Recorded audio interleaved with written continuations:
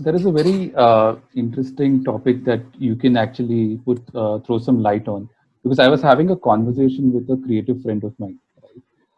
So he mentioned that, okay, boss, now I'm an ACD. So from here, if I have to move to a CD level and grow further, I don't see myself jumping too often with mainline, and now because he's not very digitally equipped as well. So which means that growth for him will become quite stagnant in advertising. So when he tried to say, okay, if there are other avenues that creative guys have to explore in advertising, what would those be? Because you made the right move at the right time. So what would your advice be to most of your creative folks in advertising who have probably hit about 8 or 9 year mark? I mean, see, this is just my point of view, and Okay. I just feel that the business is radically going to change, and it has nothing to do with the pandemic. It was long time coming. I genuinely feel big agencies are doing some terrible work. Like, I don't see a future. I feel the way. I mean, I don't think like they're going to grow any further. Right. Just to be so blunt, I don't think, at least from the way I see it and my assessment of what has been going on, I don't see big agencies thriving anymore. It's going to completely change. I feel right now, if you are in that 8-9 year mark, you have to just be like, I feel Tanmay used to say this thing very well. He used to say you have to always be an and person. Like, for example, what you are doing. I mean, you are in marketing and you're podcasting. Right. You have to find your and. Like, you can't just be a copywriter anymore. You can't just be an art director anymore. You have to be something else as well.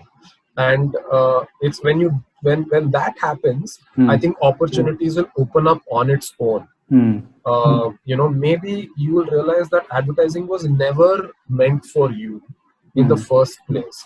Now, if you go back, say, to the time where I got into advertising in, say, 2008, and you can take this argument till about 2012. If you are a creative person and if you were a writer, you could do just two things that paid you well. You could become a journalist or you could join advertising. There was nothing else. There was nothing else exciting which sort of explored your creativity like advertising did, which had like a sufficient, which had like a robust commerce model where you got paid at the end of every month and you made good, decent money. So a lot of people, including me, took up advertising just because of that. We are a writer, we want to have a salary, we want to still be safe and still have an exciting, still do exciting work. So you joined advertising. But now what has happened, things have completely changed, right? You don't have to join. Like, I mean, I speak to so many people out of college. Like, copywriting is something that's not even on their radar. Writers, I'm talking about writers, because there's so many things. You can be a content creator. You can join a content a company. You don't have to, like, many OTTs are developing shows. You can join writing rooms which pay you reasonably well for a beginner. You can do so many. You can directly join brands. You don't have, like, advertising is no more the gatekeeper of commerce-based creativity, right? That has long been broken in 2012, 2013. It is gone and done.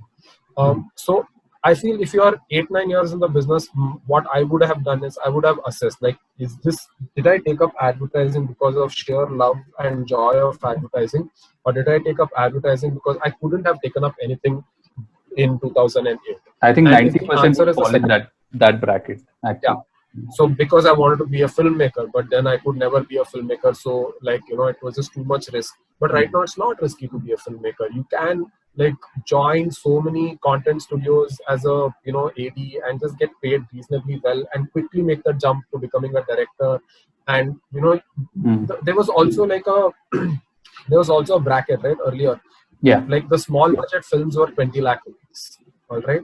Today Yeah. you can make a film with 20,000 rupees. That's All true. right. Because there is enough tech, there is enough know how. Information back then was the privilege that few people held.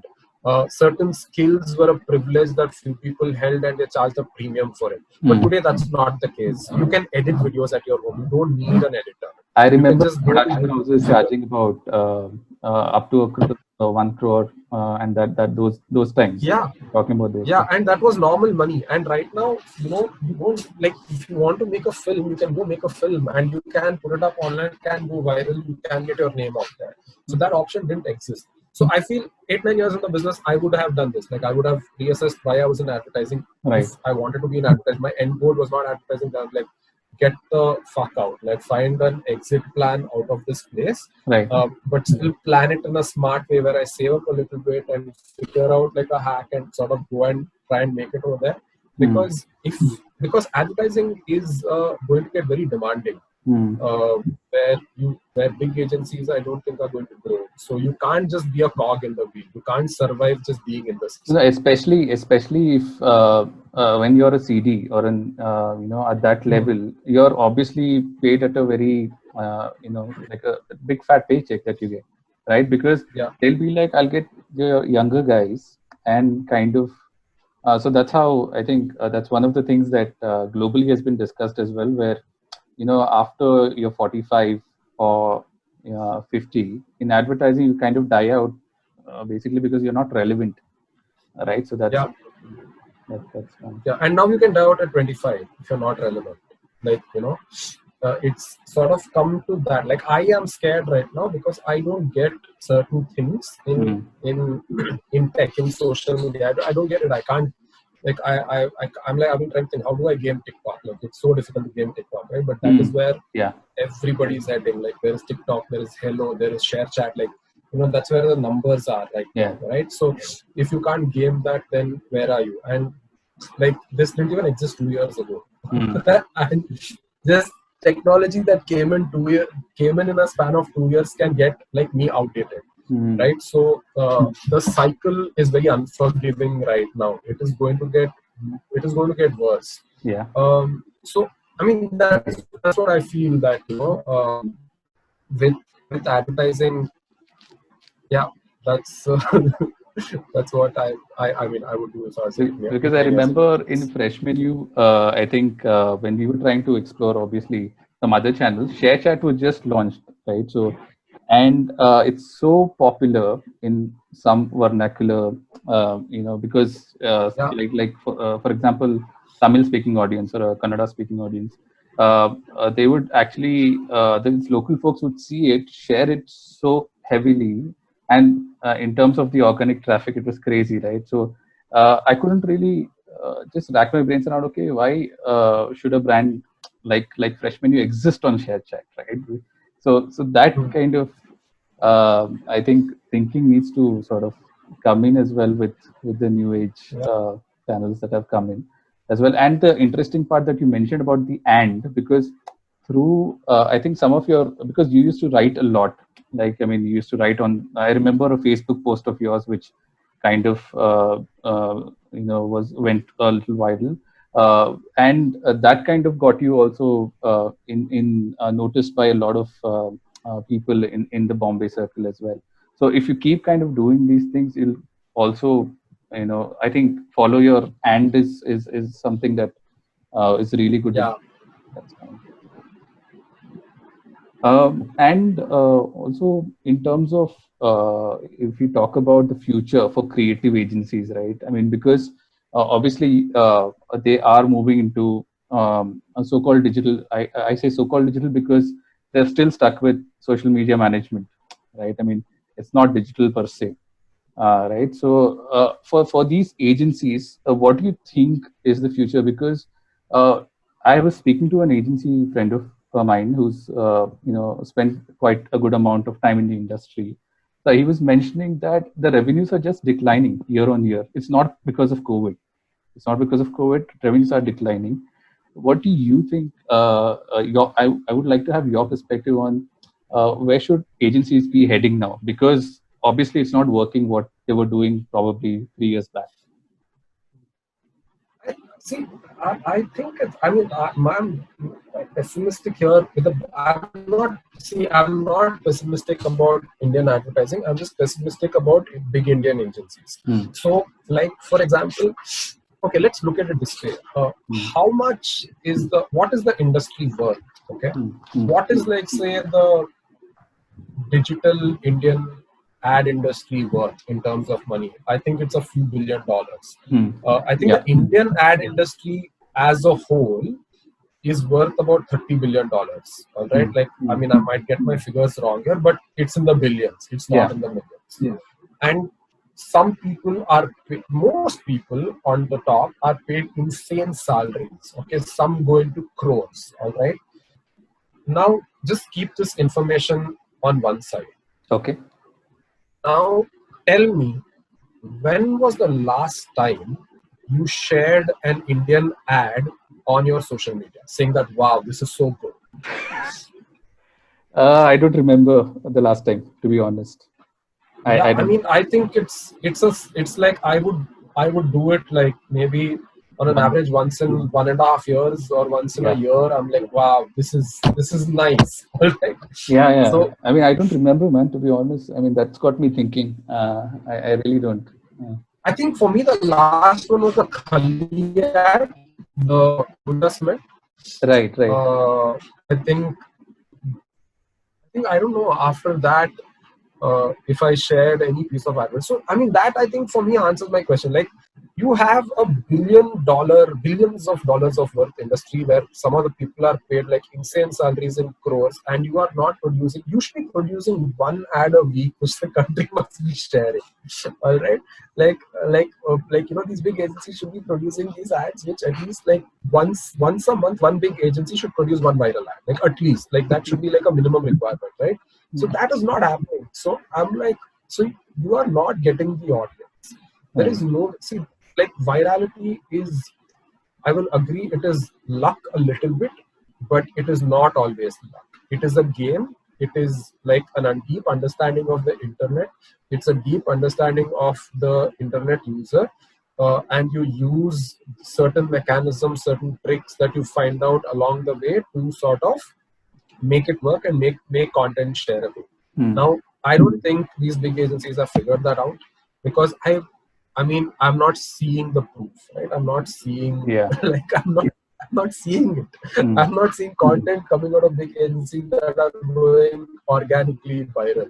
At the max, if I can add, at the max, what they're doing right now is probably creating the same film, putting it on digital, and just populating in different networks. You'll have a media plan which will probably float around and say, okay, this is the number of you will pay a bunch of influencers this much money. You will just like push the ad like organically. I mean, I've not seen people share on my timeline. So I mean, and you not seen people share on your timeline. So somebody is doing something horribly wrong over here and not getting this whole game. All right. So I feel that so I don't see a future, to be very honest. But look at the brands that are doing very well. All right, there is Zomato that does superb work online. All right, like every post, every tweet of theirs goes super viral. There is Netflix that has been doing some great work online. When I say digital brand building, digital organic work that does well in terms of even a tweet or a post or like their films. There are these handful of brands that are doing a good job. Swiggy is also doing a decent job. He is also doing a good job. So what Amazon, like for example, Amazon Prime Video, their social media is just solid. Now, when you look at this, like one of the common things between most of these players is that everything is managed in-house. Whereas Zomato doesn't have an agency. I mean, they do have agencies, but like all the creative director or the creative head is a Zomato person. All right, it's not like before there is a brand manager who briefs an account director in an agency, and then that goes to a creative team, and then it comes back. It's not that conventional route of ideation, right? So most of these good players have have creative people in-house. All right. So and that really is working. So I feel it's going to shift where a lot of brands will have their own creative teams uh, who are taking creative calls, because what also happens is your ass is constantly on the line, right? Because you are not delivering for your employee if there are not good numbers being seen. So you can't escape that. You can't be like, okay, I will work on 5 brands, I will do 2-3 award winning work, and I will do 1-2 work here and there, and I can still make a portfolio, and my portfolio is growing. So your ass is on the line, so you better deliver. So either you figure out ways to deliver, or you will partner with the right people. Like I know, like for example, the Amazon social media team like is like a bunch of memers who have done exceptional work just on their own. Like basically the AIB social media team started an agency which handles Amazon Prime Video social media. So they have a deep understanding of how the internet works. And like an Ogilvy will never, like an Ogilvy, JWT, whoever, they can never compete in social media. Right? You can't imagine none of these guys can doing that, right? Yeah, because the skill set is so different, right? So it also goes deeper now. Like back then, a campaign consisted of like a TV commercial, radio, and print. Okay? These were just till 2012, because these were the 3 main pillars of your campaign. And like there was this one in the deck, there was one slide that said digital 360 idea. There was just one deck in the whole slide, and then everything else was which mostly you put to show off to, and people would be like, this is great, but nothing would happen. But everyone knows that deck is like, that one slide in that deck is going to die a quiet death. So I mean, it was a given. But so what has happened is you needed lesser expertise. Like, you can crack a TVC, and then you can have a writer in the team who is slightly good with the word, so he can do the print. Or more often than not, if you can crack a TVC, you're a copywriter, you can do 2 things. Like, you can write a film, you can write like lines. So I think you could manage, those were the only 2-3 skill sets in here. But today there's no way you can survive with that. You need to understand meaning. You need to understand like video content on the internet, fully different. Your advertising, writing a TVC itself is a different skill set. Like I can tell you that most content creators, writers who work in content creation shops, if you give them a TVC brief, I don't think they'll be able to do it as well as a classic copywriter can. Right. So or cracking like a central campaign tagline and seeing everything through, I don't think these guys can do it. So the like, what do you say, there are so many more areas now. It's impossible for an agency to sort of hire people like that. Like you need, so what is going to happen, I feel, is like the brand will have its internal team, right, and they will oversee everything. Sometimes they will create, but they will keep partnering. Like, it's like shooting a film, right? Like the director is not going to be like the cinematographer. The director is not going to be expert on sound. The director is not going to be an expert on art. But they will partner with different things, and the director will oversee. So I think that's what I feel might be the future of advertising, where brands will have stellar creative teams in-house, and they will partner with people outside saying that, hey, we need a social media campaign for 3 months. Come work with us for 3 months. We need digital content videos. Let's commission a few with someone else. We need a TVC. Let's go to someone who can write TVCs. Commission a TVC there. So I think that is going to be the future. So essentially, your big agency will break up. Like you will become studios. So you will become more individual brands as creative people, where you will be your own known, like if you want a good person who can write TVC in the market, would be like, okay, this guy, like Vignesh is good at TVCs, or Vignesh is great with digital work. Let's get Vignesh to do our digital work. Mm. You will not be like, let's go to Ogilvy to do our digital work, or Ogilvy to do our TVC. So this is what I think could happen in the future. No, this is what's happening as well, Devaiah. If you see the trend, I mean, it started with even like Swiggy and Zomato, you mentioned. Ola even has their in-house team. So the in-house teams are really large because there's one-to-one Yeah, marketing, there's app marketing, there is different teams. Like for example, even Swiggy, right? They have their internal team which does the emailer and everything. So which kind of goes out. So which means they need quicker turnarounds, which is only possible when you have that internal team sitting over there, and that's yes, already happening. What you're saying is kind of the trend that we've seen yeah, with new age companies, but you're saying that will also largely cover all the other companies that yeah. are. There is no way you can brief someone for a meme Hmm. on, like, say, one particular day, and sort of expect it back in like 2 days. Hmm. Like, you need to create something in a span of a few hours. So if you go by a conventional agency model, I don't see it surviving, simply because, like, you can't write a brief, then you can't take that brief someone to take it and write it. So I feel most of the conditions right now are not favorable for digital agencies to kind of survive. That's what I Hmm. think. I mean, Hmm. for mainline big agencies to survive, if they go about their business in the way they're doing things right.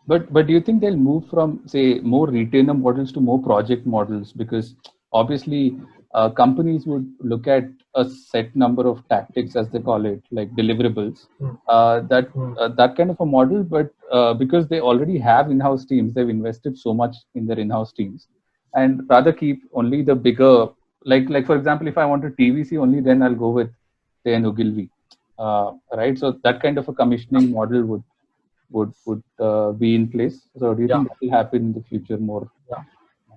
I mean, I feel that.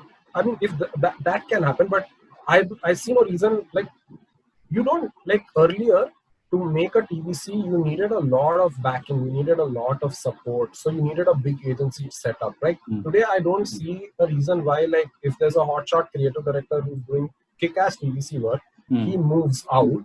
There is, why would I still, like, if I know this person is insanely good at TVCs and he's done some kick-ass work, Mm. I would just directly go to the person, even if I was a big brand. Yeah, And yeah. I'll be like, okay, figure out a production house and execute it for me. It's not rocket science to pull off a TV commercial, right? That's It's true. not like you just need to write, you need to get a good production house, you can figure everything out. You Mm. don't need like a big agency to bankroll you for a TVC anymore. Mm. So and it will work out for everyone, right? Because essentially you're not paying for the agency's overheads. If you're hiring an independent creative, he's not got like a 20-member staff that you have to pay for, right? You're just paying for his service, and Right. it works for him because he's directly getting paid a lot more money than he would if he was in an agency picking up a salary. Mm. So you're cutting off one big middleman. So I mean, this is what I think would happen. I mean, I might be completely wrong here. I mean, I'm sure like 4 years later, some person will be watching this podcast and the top comment will be like, "This hasn't aged well." Yeah, No. I think even when Martin Sorrell, when he was talking about S4 Capital, uh, I think the strategy for S4, because he said, I am starting with a clean slate. I don't have the whole thing of now WPPO. It's such a large thing, but S4 is also starting with acquisitions of these smaller yeah, specialists that are there. So which is interesting. What yeah. you What is said. it called? Some five monk something. They bought Yeah, this yeah, production house. something. Yeah, so yeah, Yeah, so he's acquiring different small boutique studios, and I don't think he's removing their names off. I think he's keeping them, yes. and he's just like sort of building a little universe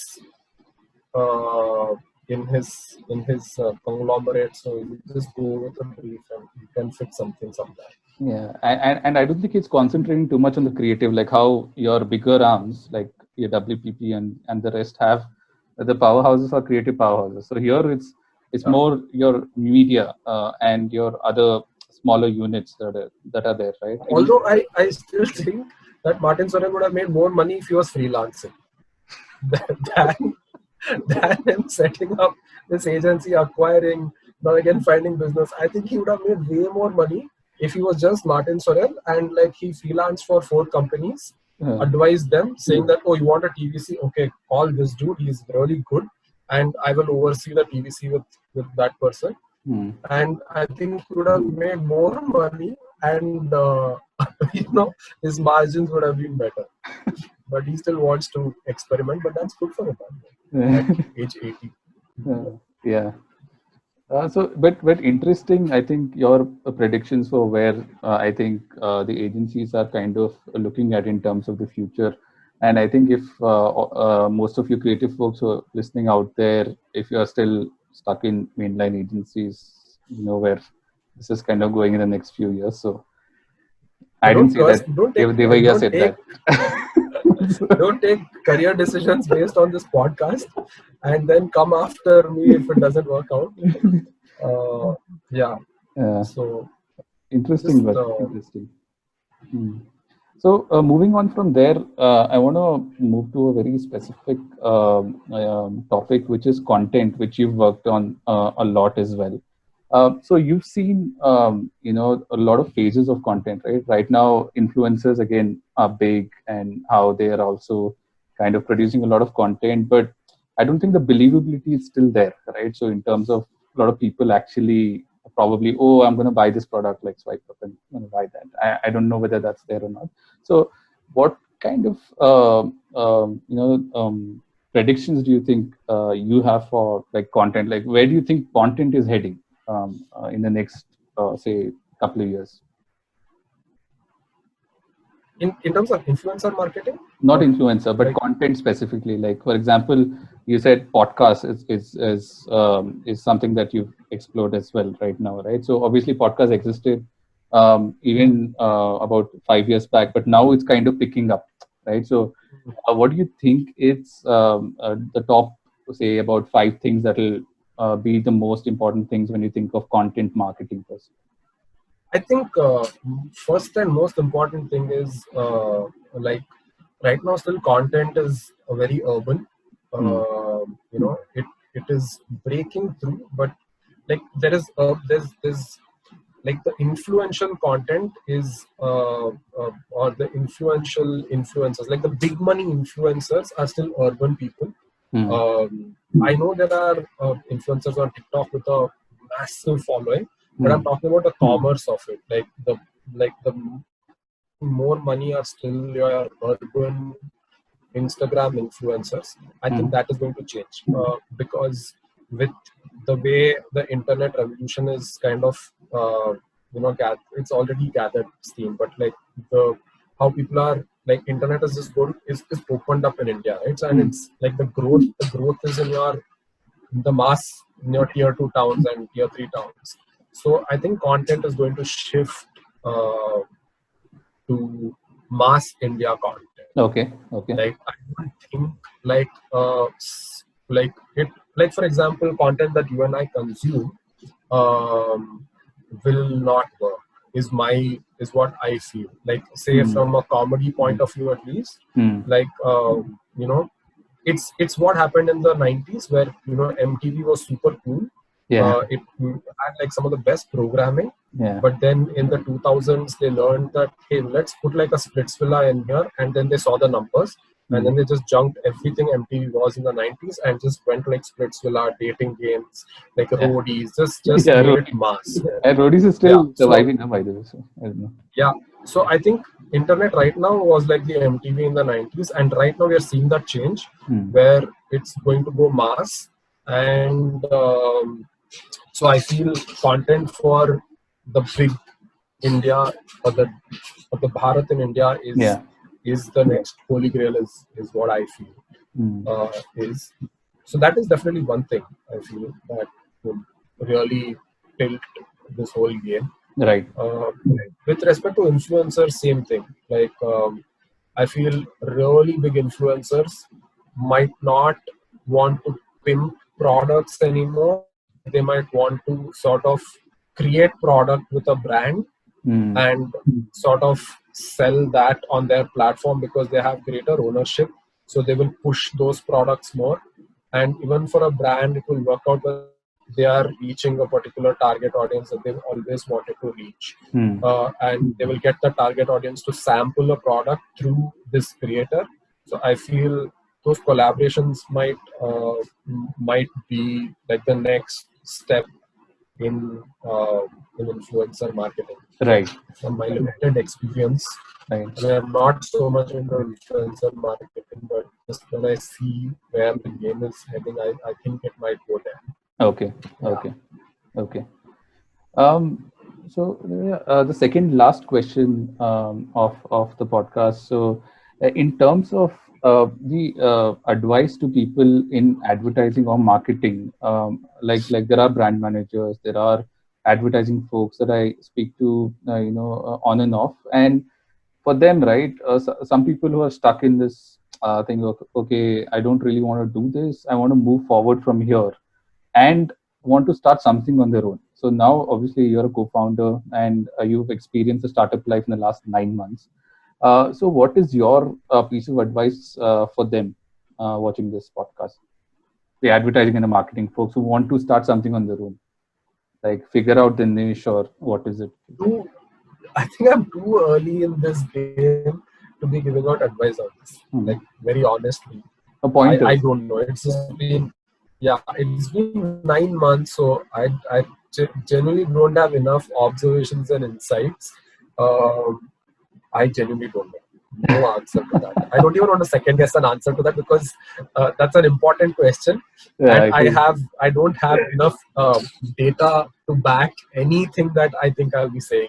So I will just leave that, because if someone's going to make a decision again based on this podcast, first they will leave advertising and they'll be like, oh, this guy in this podcast. Then he'll be like, okay, let me start a company based on this guy's advice, and then that trashes very badly. I will come across looking terrible. So I will pass this question. No, because what I meant was because you guys have figured out your niche and gone after something which is not really existing in the market, right? Not many players in the market. But when somebody plans to start an agency, they'll be like, "Oh, I'll do digital. I'll do a bit of this. I'll do a bit of that."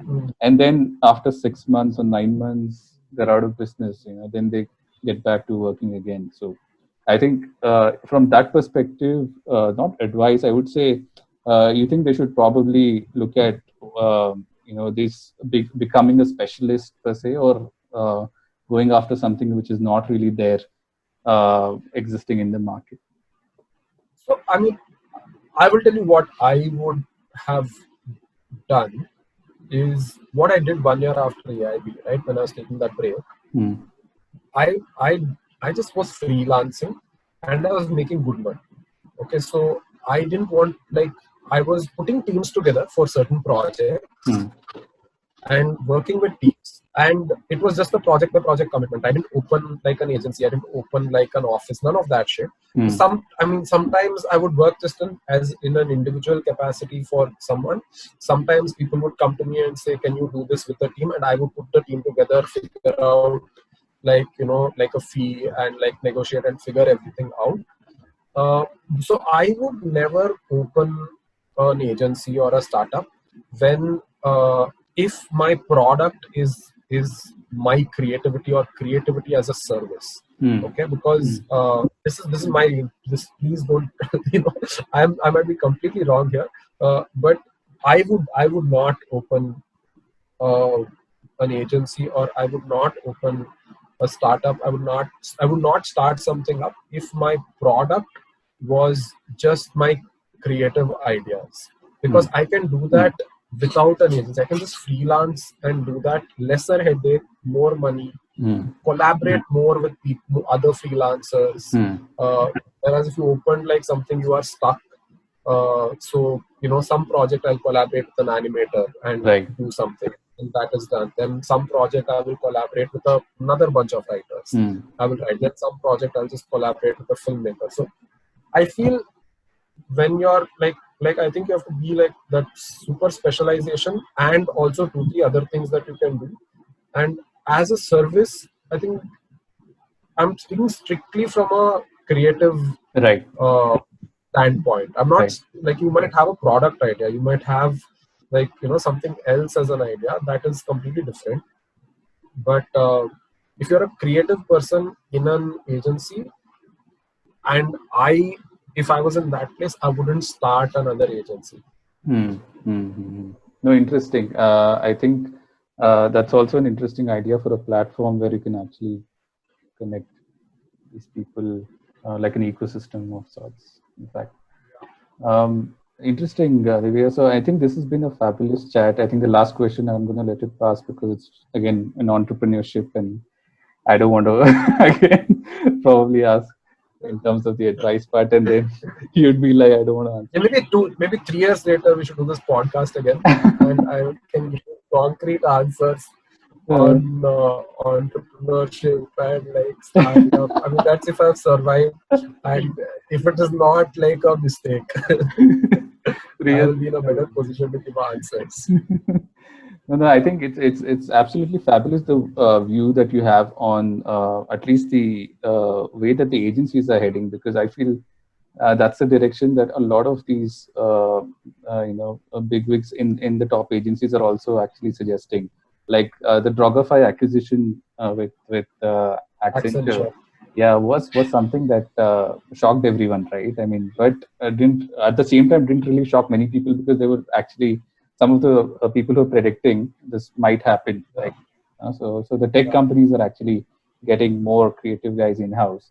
So that's going to be offered as a service because tech is, I think, huge in terms of the data that they kind of sit on, like the big data that we talk about.